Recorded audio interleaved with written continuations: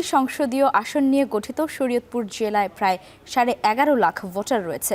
পদ্মা সেতুর কল্যাণে এখানকার মানুষের ভাগ্যোন্নয়নের যে কথা ছিল সেটি এখনও অধরাই রয়ে গেছে। কৃষি প্রধান জীবিকা নির্ভর এই জেলার বিপুল সম্ভাবনা থাকলেও নানা রাজনৈতিক বাস্তবতায় উন্নয়ন বঞ্চিত এখানের মানুষ। শরীয়তপুরে ভোটারদের প্রত্যাশা নিয়ে আলোচনা করতে আমাদের সঙ্গে যুক্ত হচ্ছেন আমাদের সহকর্মী দুজন, জাওয়াদ মাহমুদ এবং কাজী মনিরুজ্জামান। আমি শুরুতেই জাওয়াদের কাছে যেতে চাই। জাওয়াদ, নির্বাচন ঘিরে কোন দাবিগুলোর উপর জোর দিচ্ছেন শরীয়তপুর এলাকার ভোটাররা? Amrapali fruit syrup, real magic in every drop. Laiba, ধন্যবাদ।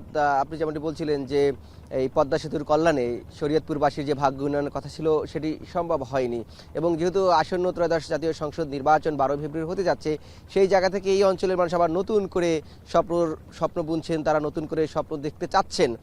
আমরা এসব নিয়েই আর কি কথা বলতে চাচ্ছি। আমাদের সাথে আছেন আমাদের সহকর্মী কাজী মনিরুজ্জামান। মনির ভাই, আপনাকে স্বাগত জানাচ্ছি আমাদের সাথে যুক্ত হওয়ার জন্য।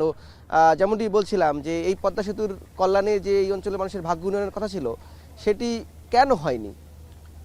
এর মূল কারণ হচ্ছে এখানকার যোগাযোগ ব্যবস্থারই উন্নয়ন ঘটেনি। যোগাযোগ ব্যবস্থার উন্নয়ন না ঘটার কারণে কিন্তু জাওয়াদ আসলে কলকারখানা বা অন্য যে স্থানীয় যোগাযোগ ব্যবস্থা তার উন্নয়ন ঘটেনি। শরীয়তপুরের যেই মূল সড়ক পদ্মা সেতুর পর থেকে অ্যাপ্রোচ সড়ক, সেটি কিন্তু এই দীর্ঘ ৬-৭ বছর ধরেও নির্মাণ কাজ চলছে।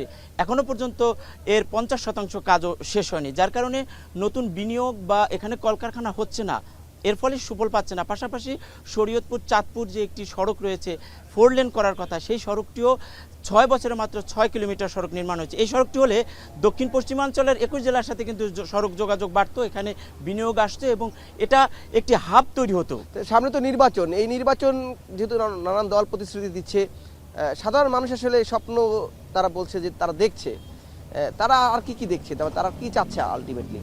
আসলে তারা তো মূলত প্রথমেই চাচ্ছে যে এই যোগাযোগ ব্যবস্থার উন্নয়নের পাশাপাশি শরীয়তপুর কিন্তু পদ্মা মেঘনা বেষ্টিত একটি জেলা, এবং প্রতি বছরই কিন্তু এই বন্যা এবং নদী ভাঙন, বিশেষ করে নদী ভাঙনের আমরা দেখছি যে আমরা এই যে পদ্মার পাড়েই আছি এবং এখানেও আমরা ঘুরেছি বেশ কয়েক কিলোমিটার রাস্তা, সেখানে আমরা এই যে পদ্মা নদীর ভাঙনের প্রভাব সেটিও দেখেছি।